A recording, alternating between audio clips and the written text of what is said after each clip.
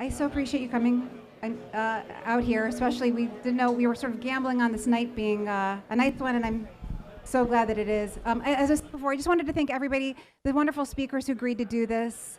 I just really greatly appreciate their time.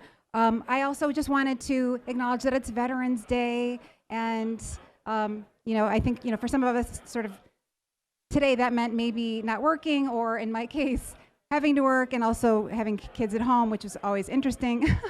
But of course, it's one of our most important national holidays.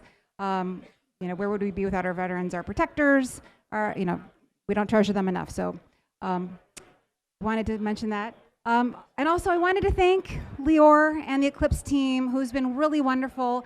Longtime readers know that I had mentioned back in August that I wanted to do an event, and literally the day after I mentioned it, the Delta variant took over, and so for months I wasn't really sure what to do. And Lior was really patient with me throughout, saying whatever I want to do was fine with him. So thank you for putting up with me and just being relaxed and amazing. I appreciate it. So we're running a little bit behind, but I did want to talk to you especially because Eclipse, as some of you may know already, is a 6-year-old firm. Lior had previously run a hardware venture fund for Flex, previously Flextronics, and he's been very focused. I've talked to him over the years about industrialization and kind of finding new companies to reinvent old industries. And so I just wanted to talk to you really quickly about this infrastructure bill, this $1 trillion public works bill that finally got bipartisan support and passed. I don't know how closely you've been following it, but I just wondered what you think of it, if there were things that were missing in it that are disturbing to you, or you're happy with it. Sounds good, and thanks for having us, Connie. Do you mind? I'm actually going to, as a soldier, I'm going to shout to those people to shut up and bring their ass here. Hey guys, excuse me, everyone. We're actually going to start. Can you bring your ass into this area and be quiet? Thank you. If you're walking for Eclipse, you better be here by now. Okay, now I can answer your question. No, I think the infrastructure bill is like something we clearly being watching closely.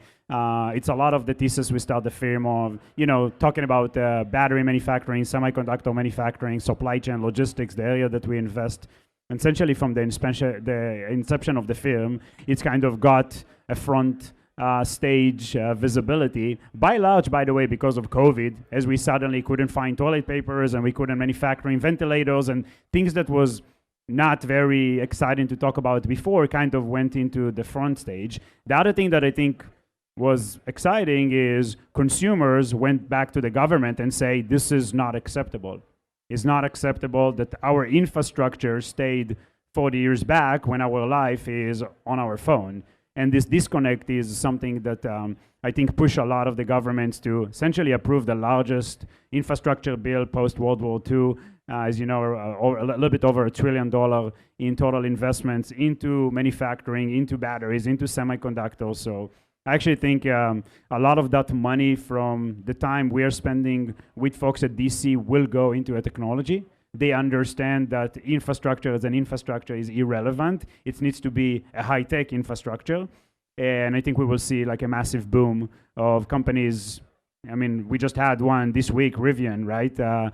Massive IPO, car manufacturing company that 10 years ago, people will make a joke. I mean, why for you to build a car? Go build an app. And also, I just wondered, so you obviously have a very a full portfolio of companies. What is your advice to them? I mean, is there anything specific that they should be doing now that this was passed to, I guess, make themselves more visible to get some of that capital?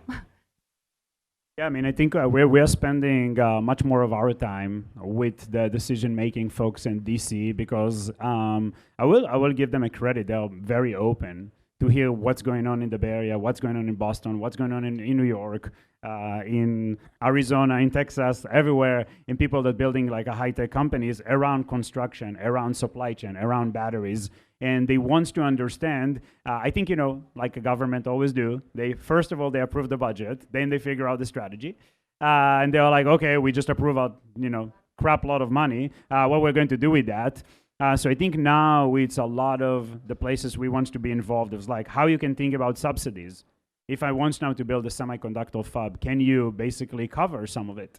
If I want to have an electric, cars we have here with California subsidies, can I do it not only in cars, can I do it in trains and boats and other areas of electrification? So I think we're going to see a variety of involvements of the governments with different type of subsidies, with different type of a capital that will be by large and non-dilutive for those companies.